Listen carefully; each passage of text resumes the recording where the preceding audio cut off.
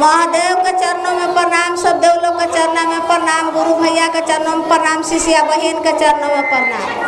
हमें ही मनीता मान ली हल कि बेटा हमार बाहर में हल हके आ कमर से लोट हो गल हल, तो कहली कि हे महादेव तोरा में हम झूठ के का कही कि हम बेटा के लेकर ढंकल चलते हमरा ठीक कर दो, हम चर्चा करब। तो हमारा महादेव दया कैलन, तो मनीता बेटा के उतारे थी। भगवान की जय। एगो ज्योति मान थी जरावी थी पुतो हमर बड़की बाहर से अल तो माथा के दर्द से बड़ी छछ नहलक माथा के दर्द से।